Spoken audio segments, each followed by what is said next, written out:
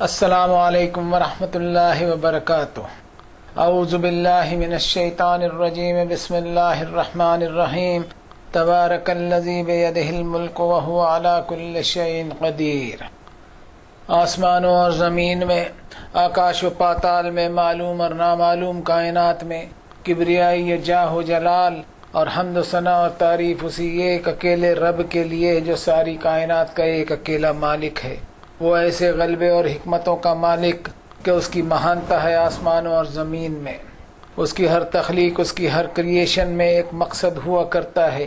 He fashions every detail of his creation in accordance with the functions intended for it۔ یعنی اپنی تخلیق، اپنی creation میں وہ سارے فنکشنز رکھ دیے جس مقصد کے لیے انہیں کریٹ کیا گیا تھا۔ بے شمار قدرتوں کا وہ مالک، وہ رب العالمین، وہ سرو شکتیمان، موسٹ الرحمن الرحیم، موسٹ گریشیس ہے، اور کوئی اس کا پارٹنر نہیں، کوئی ایسوسیٹ نہیں۔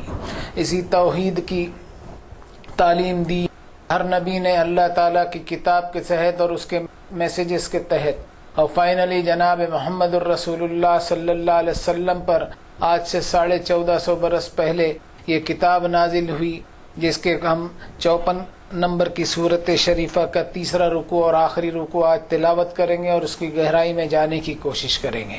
ہدیہ درود و سلام پڑھتے ہیں ہم جناب محمد الرسول اللہ صلی اللہ علیہ وسلم پر، وہ نبی جنہوں نے ایگزمپلیفائی کر کے یہ کتاب ہم کو پہنچائی، اور یہ بھی ہم سے وعدہ لیا کہ بلغوا عنی ولو آیا، کہ مجھ سے ایک آیت ہی کیوں تم کو نہ پہنچی ہو، اس کو لوگوں تک پہنچانے کا کام کرو۔ لیکن انفارچونیٹلی یہ کام ہم چھوڑ دیے، اور ہمارے پرسنلزم اور پرسنل جو ڈھکوسلے ہم نے تیار کر رکھے ہیں، اور پرسنل جو مائتھولوجیز ہم نے تیار کر رکھی ہے، مین میڈ مائتھولوجیز، اور اس پر ہم عمل کیے جا رہے ہیں، جبکہ قرآن مجید ایک ایسی حقیقت بتاتا ہے کہ انسان کی عقل جو ہے وہ سوئی ہوئی عقل جاگ جائے، اور انسان کا جو سویا ہوا ضمیر ہے وہ جاگ جائے، اور انسان کی عقل کے دروازے کھلیں اور وہ میسج کو گراسپ کرے اور اپنی زندگی کی سمت کو صحیح کرے۔ تو آئیے ہم سورۃ القمر کا 54 نمبر کی صورت شریفہ کا تیسرا رکوع اس کا تلاوت کرتے ہیں۔ آیت نمبر 41 سے لے کر 45 تک یہ سلسلہ رہے گا۔ ٹوٹل 15 آیتیں ہیں، چھوٹی چھوٹی آیتیں ہیں، لیکن ساتھ میں اتنے زبردست مضمون رکھتی ہیں کہ انسان کو ایک وارننگ مل جائے کہ وہ اس دنیا میں ہمیشہ کے لیے نہیں ہے، اور یہاں اس کا ایک سٹاپ اوور ہے، ایک پڑاؤ ہے اس کا، اور یہاں سے جب اس کا سفر جاری ہوگا وہ فائنل ڈیسٹینیشن ہوگا اور اس کو کوئی اینڈ نہیں ہوگا۔ ضرورت ہے کہ انسان اس میں اپنا گھر بنانے کی تیاری کرے، اس میں کامیاب ہونے کے لیے اپنے آپ کو تیار کرے، اور اسی آزمائش کے لیے دنیا بنائی گئی ہے۔ تو شروع کرتے ہیں آج کا سبق اللہ کے گلوریس نام کے ساتھ۔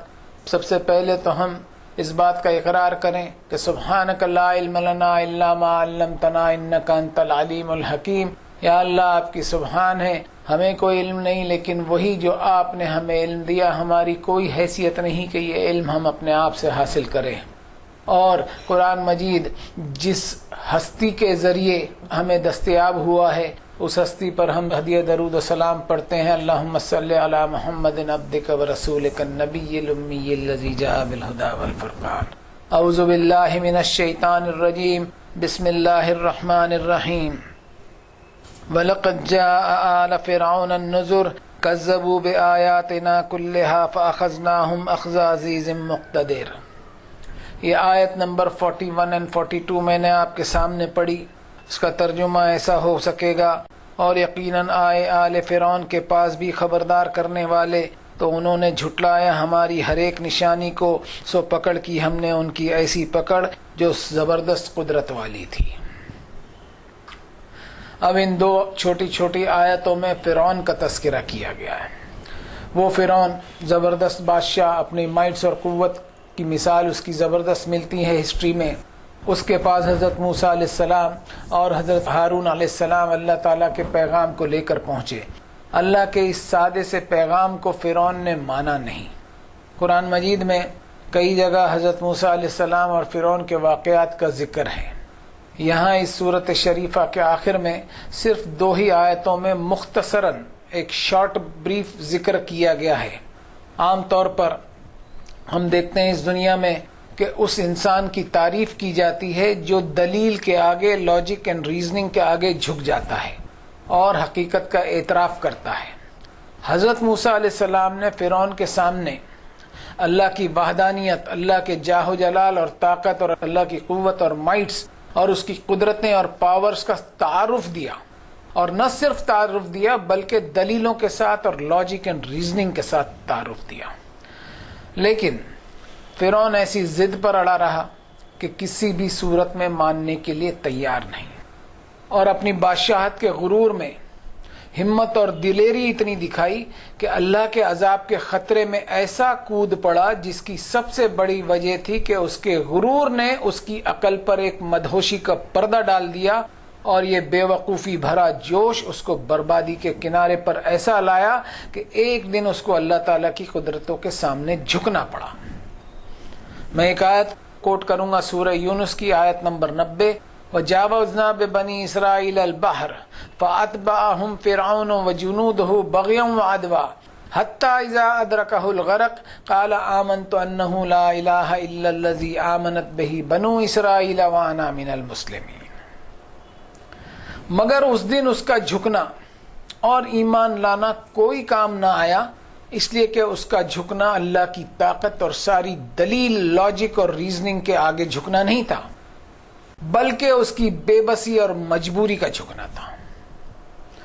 اگر دلیلوں کے وجہ سے اللہ کے سامنے جھک جاتا، اپنے آپ کو سبمٹ کر دیتا اور اپنی اصلاح کر لیتا تو اس کے لیے جنت کا دروازہ کھول دیا جاتا، لیکن اس کی ضد، گھمنڈ، تکبر اور ایروگنس نے اس کو جہنم کی طرف دھکیل دیا۔ قرآن مجید میں مثالیں ہیں، اور ہم ہسٹری کے پنے پلٹ کر دیکھیں گے تو پائیں گے کہ مصر کے لوگ کوئی کم ترقی یافتہ نہیں تھے۔ سائنس اور آرٹس یعنی علم اور فنون میں ان کی ترقیاں ہمیں ہسٹری میں دکھائی دے گی، لیکن اپنی طاقت اور ترقیوں میں اتنے مغرور ہو گئے تھے کہ اللہ کی مخلوق پر ظلم کرنے میں کوئی کسر نہیں چھوڑتے تھے۔ جب حضرت موسیٰ علیہ السلام حق کی دعوت لے کر آئے تو اس دعوت کا مذاق اڑایا، جبکہ اپنے سے پہلے کی قوموں کی ہسٹری کے ذریعے وہ آسانی سے سبق حاصل کر سکتے تھے۔ اعلیٰ ترین ترقی یافتہ قوموں کا زوال اللہ تعالیٰ اس وقت لازم کر دیتے ہیں جب وہ ظلم کی انتہا تک پہنچ جاتے ہیں۔ اب اگلی آیتیں لیتے ہیں۔ اکفارکم خیر من اولئکم ام لکم براءۃ فی الزبر، کیا تمہارے دور کے کافر بہتر ہیں ان سے؟ کیا تمہارے لیے برات کا اعلان ہے صحیفوں میں؟ ام یقولون نحن جمیع منتصر، کیا یہ لوگ کہتے ہیں کہ ہم بڑے جتھے جماعت والے ہیں، اپنا بچاؤ کر لیں گے؟ سیہزم الجمع ویولون الدبر، ضرور ہرا دی جائیں گی ساری جماعتیں اور پھر جائیں گے اپنی پیٹھوں پر۔ بل الساعۃ موعدہم والساعۃ ادھیٰ وامر، حقیقت میں قیامت کی گھڑی ان کے وعدے کا وقت ہے، اور قیامت کی گھڑی بہت سخت اور کڑوا سچ بن کر سامنے آنے والی ہے۔ یہ میں نے آیت نمبر 43 سے لے کر کے 46 پڑھی آپ کے سامنے۔ ٹوٹل 4 آیتیں ہیں، ان کا ترجمہ بھی میں ساتھ میں کرتے چلا گیا۔ اب ان 4 آیتوں میں بظاہر ایسا دکھ رہا ہے کہ اللہ تعالیٰ قریش کو خطاب کر رہے ہیں کہ یہ فرعون اور مصر اپنی تمام تر طاقت اور سائنس کے ساتھ اللہ کے عذاب کا مقابلہ نہ کر سکے تو تمہارے کیا حال بنیں گے جب تم پر اللہ کا عذاب آئے گا؟ کیا تم کو اسپیشلی فیورڈ ہو یا خاص طور پر تم کو پسند کیا گیا ہے کہ تم اللہ تعالیٰ کے قانون سے محفوظ ہو؟ تو انسان نے جان لینا چاہیے کہ اللہ کی نگاہ میں ہر انسان برابر ہے۔ یا ایھا الناس انا خلقناکم من ذکر و انثی وجعلناکم شعوبا وقبائل لتعارفوا ان اکرمکم عند اللہ اتقاکم ان اللہ علیم خبیر۔ اے انسانوں، ہم نے تمہیں میل اور فیمیل سے پیدا کیا، اور اسی سسٹم سے ساری انسانیت پیدا ہوئی، اس لیے کہ انسانیت میں کوئی سپیریئر یا انفیریئر یعنی اعلیٰ اور کمتر نہیں ہے۔ تمہارے کنبے، تمہارے قبیلے اور برادریاں یہ سب ایکول ہیں، کوئی کسی پر سپیریورٹی نہیں ہے، یہ صرف تمہاری پہچان ہے۔ اس لیے کوئی کنبہ یا قبیلہ اپنی تعداد پر اترائے نہیں اور نہ ہی اپنی تعداد پر بھروسہ کرے. اللہ کے نزدیک ہر انسان کا حساب اس کے تقوی اور گاڈ کانشیسنس کی بنیاد پر ہوگا. کوئی جتھا جماعت یہ نہ سوچے کہ وہ اللہ کی طرف سے آزمائش اور عذاب سے آزاد ہے، اور کوئی جتھا جماعت یہ بھی نہ سوچے کہ اس کو جنت کا پروانہ حاصل ہو گیا ہے. ہر ایک کے ساتھ اللہ کے وعدے ہیں، اور اللہ تعالیٰ کا کوئی بھی وعدہ وداؤٹ کنڈیشن یا بغیر شرط کے نہیں ہے. آج کے پیرائے میں ان آیتوں کو سمجھیں ہم کہ ہم کتنے جتھے جماعتیں اور ٹولیوں میں بٹ چکے ہیں. مثال کے طور پر کچھ نام لیتا ہوں: بریلوی، دیوبندی، شیعہ، سنی، حنفی، شافعی، حنبلی، مالکی اور نہ جانے کیا کیا. ہر فرقہ اپنے آپ کو جنتی سمجھتے ہوئے دوسرے کو جہنمی سمجھتا ہے، اور اپنے آپ کو صحیح العقیدہ سمجھتا ہے اور دوسرے کو غلط العقیدہ سمجھتا ہے. اور فَتَقَطَّعُوا أَمْرَهُمْ بَيْنَهُمْ زُبُرًا كُلُّ حِزْبٍ بِمَا لَدَيْهِمْ فَرِحُونَ. اسی اطراہٹ میں اپنے آپ کو جنتی ہونے کی ایک جھوٹی تسلی دیتے ہوئے جی رہا ہے، جبکہ ابھی تو قیامت آنی باقی ہے. اور بل الساعۃ موعدہم والساعۃ ادھیٰ وامر، یہ 4 آیتوں کے سیٹ میں جو آخری آیت ہے وہ بالکل بات کو ایسا کنکلوڈ کرتی ہے کہ قیامت کے دن پتہ چلے گا کہ جنتی کون ہے اور جہنمی کون ہے. قرآن شریف کی آیتیں، چھوٹے سے الفاظ، چھوٹی سی آیت ضرور ہوتی ہے، لیکن اس کی ووکیبلری اتنی سمارٹ ہوتی ہے کہ انسان کو کم الفاظ میں زیادہ سے زیادہ پیغام پہنچا دیتی ہے. اب اگلی آیتیں لیتے ہیں. ان المجرمین فی ضلال وسعر، بے شک مجرم گمراہی اور کم عقلی میں ہیں. یوم یسحبون فی النار علی وجوہہم ذوقوا مس سقر، جس دن وہ گھسیٹے جائیں گے جہنم کی آگ میں ان کے چہروں کے بل، کہا جائے گا چکھو جہنم کی سزا. یہ آیت نمبر 47 اور 48 پڑھی آپ کے سامنے. 2 آیتیں ہیں. ان 2 آیتوں میں ہم اللہ تعالیٰ کی وارننگ کو سمجھیں، لیکن افسوس کے ساتھ کہنا پڑتا ہے کہ آج دنیا اس کو لائٹلی لے رہی ہے اور نظر انداز کر رہی ہے. اور اس کی سب سے بڑی وجہ جو مجھے سمجھ میں آ رہی ہے وہ یہ کہ انسان کے ذہن میں آزادی نام کا بخار جو ہے وہ اس نے جڑ پکڑ لیا ہے، اور یہ ایک ایسی بیماری ہے کہ کسی بھی صورت میں جاتے نہیں دکھائی دیتی. اللہ کے عذاب کی شکلوں میں قدرتی آفتوں کا سلسلہ ہمیں دکھائی دیتا ہے. ان قدرتی آفتوں سے بچاؤ کے لیے انسان کے پاس اتنی طاقت اور قوت ہے کہ وہ اپنے آپ کو آزادی کے زوم میں گرفتار کیے ہوئے بے لگام زندگی جی سکے. اب انسان سوچے کہ سنسار کے مالک نے اس کو پیدا کیا اور اس کی ضروریات زندگی کا انتظام اس دنیا میں کیا، جس کی ایک چھوٹی سی مثال دیتا ہوں میں کہ انسان کو جینے کے لیے آکسیجن اور پانی کی ہمیشہ ضرورت ہوتی ہے جس سے وہ سانس لے سکے، اور جو میٹھا پانی اللہ نے نازل کیا ہے اس پانی کو پی کر سیراب ہو سکے. اب کیا انسان جو اپنے آپ کو آزاد سمجھ رہا ہے کہ وہ کچھ بھی کر سکتا ہے، اس دنیا میں آزاد ہے، تو کیا آکسیجن کے بجائے نائٹروجن سے سانس لے سکتا ہے؟ نائٹروجن سے سانس لے کر وہ جی سکے گا؟ اور جو میٹھا پانی اللہ نے اس کو دیا ہے، کیا وہ سمندر کا کڑوا پانی پی کر کے زندہ رہ سکتا ہے؟ قرآن شریف میں الگ جگہ پر انسان کو اس کی طرف اشارہ کیا ہے اللہ تعالیٰ نے. افرأیتم الماء الذی تشربون، کیا اس پانی پر تم نے غور کیا جس کو تم گٹا گٹ پیتے چلے جاتے ہو؟ اانتم انزلتموہ من المزن ام نحن المنزلون، کیا آسمان کی بلندیوں سے تم نے اس کو نازل کیا ہے یا ہم ہیں جو اس پانی کو نیچے ہم اتارتے ہیں؟ لو نشاء جعلناہ اجاجا فلولا تشکرون، اگر ہم چاہتے تو اس کو کڑوا اور کھارا بنا دیتے، تو تم میں شکر گزاری کی کیفیت کیوں نہیں آتی؟ یہ سمندر سے بھاپوں کا اٹھنا اور اس سے بھاری بھاری بادلوں کا تیار ہونا اور بادلوں کا چلنا بیلنس کے ساتھ، اس پر انسان غور نہیں کرتا کہ سمندر کا پانی نمکین اور کڑوا ہوتا ہے، لیکن جب وہ ایویپوریٹ ہوتا ہے یعنی اس کے بخارات بنتے ہیں اور اوپر جاتے ہیں تو اس میں سالٹی ایلیمنٹس یعنی نمکین عناصر وہ یہیں رہ جاتے ہیں اور باقی بخارات اوپر چلے جاتے ہیں۔ کیا انسان کو اس سے اللہ تعالیٰ کی قدرت اور نعمت دکھائی نہیں دیتی؟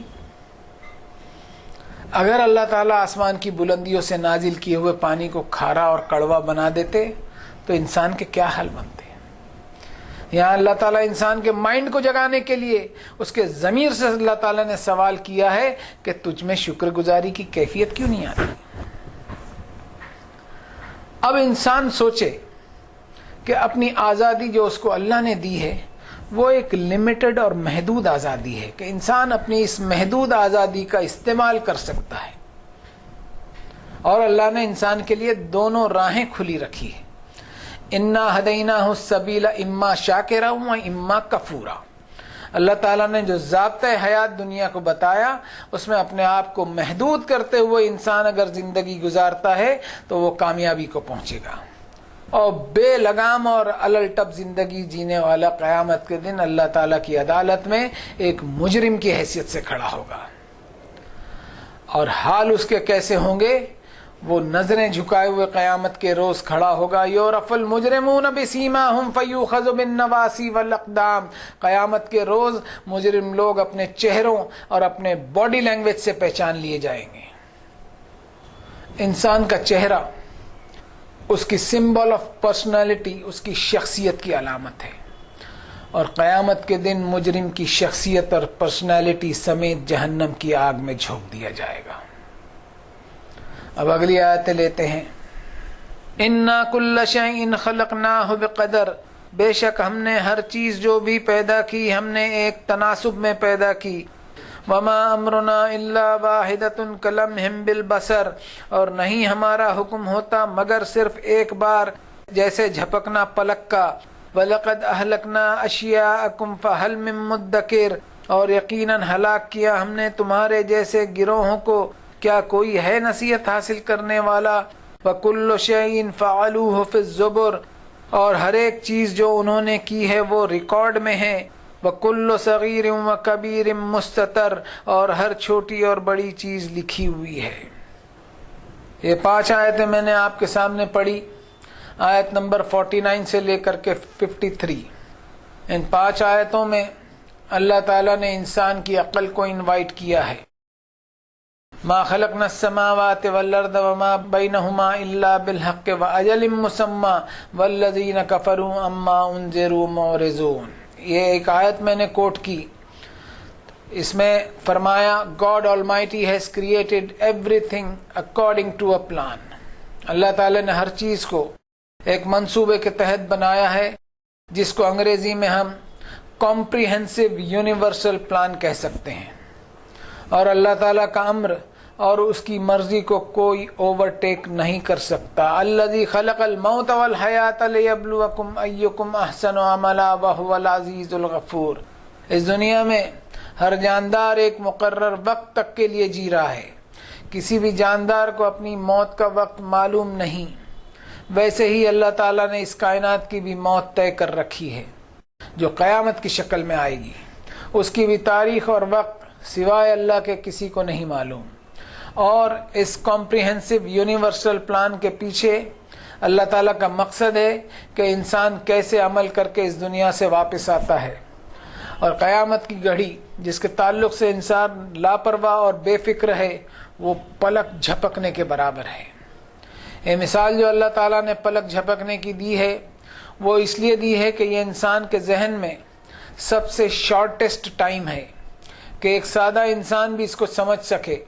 اور اللہ تعالیٰ نے سورۃ النحل میں فرمایا وما امر الساعۃ الا کلمح البصر او هو اقرب ان اللہ علی کل شیء قدیر۔ یہ جو ساری کائنات اللہ تعالیٰ نے بنائی ہے اس کو تباہ و برباد کرنا اللہ تعالیٰ کے لیے کوئی مشکل نہیں ہے، اور اللہ تعالیٰ کا کوئی بھی حکم صرف ایک ہی بار عمل میں آتا ہے۔ اللہ کے حکم میں کوئی رد و بدل یا کوئی چینج نہیں ہوتا۔ انسان کو بار بار قیامت کی گھڑی اور حساب کی جواب دہی کا احساس اس لیے دلایا جاتا ہے کہ انسان دنیا کی زندگی میں مدہوش اور مدمست نہ ہو جائے، اور انسان کو بار بار یہ بھی یاد دلایا جاتا ہے کہ وہ آف دا ریکارڈ نہیں ہے بلکہ ان دا کیمرہ ہے، اور اللہ تعالیٰ کا یہ ریکارڈنگ سسٹم ایسا پرفیکٹ ہے جس میں کرپشن کی رتی برابر کوئی گنجائش نہیں ہے۔ اس کا ڈیٹا بیس اتنا اسٹرانگ اینڈ پرفیکٹ ہے کہ لا یاتیہ الباطل من بین یدیہ ولا من خلفہ تنزیل من حکیم حمید، کہ جس میں کوئی وائرس داخل نہیں ہو سکتا۔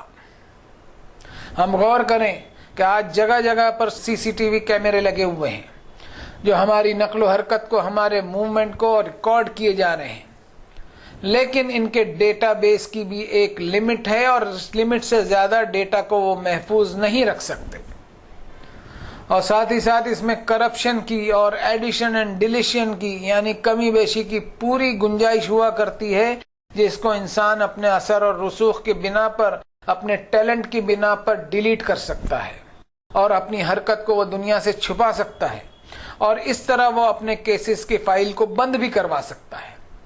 لیکن اللہ تعالیٰ کا ریکارڈ سسٹم کرپشن فری اور بھرشٹاچار والا نہیں ہے، اور اس کے ڈیٹا بیس میں کسی کے داخلے کی رتی برابر بھی کوئی گنجائش نہیں۔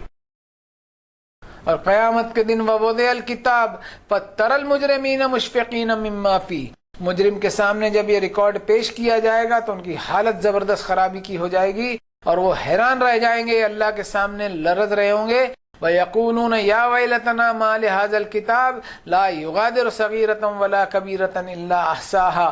They will be astounded to find such a record، اور ان کی چیخیں نکل پڑیں گی کہ یہ کیا ریکارڈ ہمارا ہے کہ کوئی بڑی یا چھوٹی سے چھوٹی چیز ایسی نہیں جو اس میں موجود نہ ہو۔ اور وَوَجَدُوا مَا عَمِلُوا حَاضِرًا وَلَا يَظْلِمُ رَبُّكَ أَحَدًا، اس دنیا کی عدالتوں میں ہم اپنے اثر رسوخ سے ہماری فائلیں بند کروا سکتے ہیں، لیکن قیامت کا وہ دن ہوگا کہ وہاں ساری فائلیں کھول دی جائیں گی۔ یوم تاتی کل نفس تجادل عن نفسها وتوفى كل نفس ما عملت وهم لا يظلمون، اس دن ہر انسان کو اپنا کیس خود ہی پلیڈ کرنا ہوگا، اور اللہ کی عدالت میں کسی کو کوئی کالے کوٹ والا وکیل نصیب نہیں ہوگا کہ وہ کسی کا کیس ڈیل کر سکے۔ تو انسان کے لیے اب بھی کچھ باقی رہتا ہے کہ اس کو نصیحت نہ ملے؟ کیا اب بھی کچھ باقی ہے؟ اب اگلی دو آیتیں لیتے ہیں جو اس رکوع کی آخری آیتیں ہیں۔ ان المتقین فی جنات و نہر، بے شک اللہ سے ڈر ڈر کر جینے والے جنتوں میں نہروں کے درمیان ہوں گے، فی مقعد صدق عند ملیک مقتدر، سچے مقام میں، بادشاہ کے پاس، اقتدار والے بادشاہ کے پاس۔ یہی سورت شریفہ کی آخری دو آیتیں ہیں۔ سورت شریفہ سٹارٹ ہوئی جہاں قیامت کا ذکر تھا اور اس کی وارننگ تھی، اور یہاں اب اس کے نتیجے کا ذکر ہے کہ ناکام لوگ جہنم میں داخل ہوں گے اور کامیاب اور متقیوں کا ٹھکانہ جنت ہوگا۔ اب یہ متقین کون ہیں؟ اس کی ڈیفینیشن کیا ہے؟ اس کے لیے قرآن شریف کی ایک آیت کوٹ کروں گا جو شروع میں ہی ہے، جس میں فرمایا ھدی للمتقین، یعنی یہ کتاب جو ہم پڑھ رہے ہیں اس میں ہدایت ہے ایسے لوگوں کے لیے جو اپنے مستقبل کے تعلق سے بڑے حساس اور فکر مند ہوتے ہیں، یعنی فیوچر کانشیسنس۔ اب یہ مستقبل کی فکر مندی جو اس دنیا میں انسان میں پائی جاتی ہے کہ وہ اپنے آنے والے بڑھاپے کی تیاری میں اور اپنی اولاد کی ترقی کی فکر مندی میں مبتلا ہوتا ہے، جس کے لیے انسان فیوچر پلاننگ کرتا ہے کہ زمین جائیداد خرید لی، سونا چاندی خرید لیا، کہیں انویسٹمنٹ پلان کر لیا کہ اس کو بڑھاپے میں یہ ساری چیزیں کام آئیں اور اس کی اولاد کے لیے بھی ایک سرمایہ بنے۔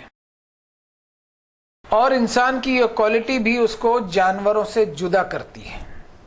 کسی جانور کو ہم یہ نہیں دیکھیں گے کہ وہ اپنے مستقبل کے لیے فکر مند ہوتے ہیں۔ مثال لے لیجئے ہمارے پالتو مویشی کی، جن کو ہم چارہ پانی دیتے ہیں، تو جب ان کا پیٹ بھر جاتا ہے تو وہ اپنے بچے کھچے چارہ پانی کو اگلے وقت تک کے لیے حفاظت نہیں کرتا، جبکہ انسان میں فکر ہوتی ہے کہ بچے ہوئے کھانے اور غذاؤں کی وہ ایسی حفاظت کرتا ہے کہ گھروں میں فریج سے لے کر بڑے بڑے کولڈ سٹوریج میں حفاظت کرتا ہے۔ اور یہ اس لیے کہ انسان میں اللہ تعالی نے فیوچر کانشیسنس کو قدرتی طور پر امبائب کر رکھا ہے. ضرورت ہے کہ انسان اس فیوچر کانشیسنس کو صرف دنیا کی حد تک ہی باقی نہ رکھے، بلکہ آخرت کا جو مستقبل آنے والا ہے، جو ہمیشہ ہوگا، اس کی حفاظت کے لیے انسان اس دنیا میں فکر مند رہے. جیسا فرمایا یا ایھا الذین آمنوا اتقوا اللہ، کہ اے وہ لوگ جو ایمان کے دعوے کرتے ہو، کانشیس ہو جاؤ اللہ سے، اللہ کے سامنے حساب دینے کا احساس رکھو. یعنی ایمان اور تقوی یہ دونوں ساتھ ساتھ ہونے چاہیے، پیرالل ہونے چاہیے. آیت کے اس حصے سے یہ ثابت ہوتا ہے کہ ایک ایمان والے کی ڈیوٹی میں تقوی شامل ہے، جس سے میں سمجھتا ہوں کہ تقوی کے بغیر ایمان کی ویلیو زیرو ہے. اور وَلْتَنظُرْ نَفْسٌ مَّا قَدَّمَتْ لِغَدٍ وَاتَّقُوا اللَّهَ إِنَّ اللَّهَ خَبِيرٌ بِمَا تَعْمَلُونَ، اور اپنے آنے والے کل یعنی آخرت میں اپنے لیے نیک اعمال کی جمع پونجی اور انویسٹمنٹ کرو، اور یاد رکھو کہ تمہارا کوئی بھی عمل، کوئی بھی سوچ ایسی نہیں جس کی اللہ کو خبر نہ ہو. سنسار کے مالک کے سامنے کھڑے رہ کر حساب دینے کے احساس کو اگر تم نے بھلا دیا تو اپنے آپ کو ہی بھلاوے میں ڈالو گے. اب ایسے متقی وہ ہوتے ہیں جو حق کو یعنی حقیقت کو ڈس آنر نہیں کرتے، اور حقیقت کی توہین نہیں کرتے، اور حقیقت کو اپنی زندگی میں اپناتے ہیں. اس کے نتیجے میں ان کو وہ انعام ملے گا جو اس رکوع کی آخری آیت میں فرمایا فی مقعد صدق عند ملیک مقتدر. ان کا انعام یہ ہوگا کہ اپنی صداقت اور سچائی والی زندگی، اللہ تعالیٰ کی وحدانیت پر ایمان و یقین والی زندگی، قیامت کے حساب سے لرزنے والی زندگی، نیک عمل والی زندگی، اپنے رب سے خوف اور لرز والی زندگی جینے کے انعام میں سنسار کے ایک اکیلے مالک کے دربار میں ایک بلند مقام اور ایگزالٹڈ اسٹیٹس پائیں گے. یہ کچھ تھا آج کے رکوع پر جو اس عاجز بندے نے اللہ تعالیٰ کی توفیق سے درس حاصل کیا، وہ آپ کے سامنے پیش کرنے کی ایک معمولی سی کوشش تھی. اللہ تعالیٰ اس معمولی سی کوشش کو قیامت کے روز ملٹیپلائی کرتے ہوئے اجر سے اور ثواب سے نوازے، اور اس طرح ہم سب کی نجات ہو جائے. اس لیے کہ کل نفس بما کسبت رہین، ہر نفس کی گردن رہن رکھی ہوئی ہے اپنے اعمال کے بدلے. اور جناب محمد الرسول اللہ صلی اللہ علیہ وسلم نے اس آیت کے تحت اپنی بیٹی بی بی فاطمہ سے بھی کہہ دیا اے عملی اے عملی اے عملی، عمل کیے جاؤ، عمل کیے جاؤ، عمل کیے جاؤ. قیامت کے دن نبی کی اولاد ہونے کے باوجود حساب سے خالی نہیں ہوگا، وہ حساب سے آزاد نہیں ہوگا، چاہے نبی کی اولاد ہی کیوں نہ ہو. اس لیے ہم اپنے آپ کی حیثیت کو سمجھیں کہ ہم ایک معمولی انسان ہیں، معمولی سے انسان کی اولاد ہے. تو کیا ہم قیامت کے دن حساب سے آزاد سمجھ لیں گے اپنے آپ کو؟ قرآن مجید میں کوئی آیت ایسی نہیں ملے گی. اللہ تعالیٰ سے دعا ہے کہ یا اللہ اس کو قبول فرما لیجئے اور ہم سب کی نجات فرما دیجئے قیامت کے روز، اور ہماری مغفرت کرتے ہوئے جنت میں داخلہ عطا فرما دیجئے. وصلی اللہ تعالی علی خیر خلقہ محمد وعلی آلہ واصحابہ اجمعین برحمتک یا ارحم الراحمین.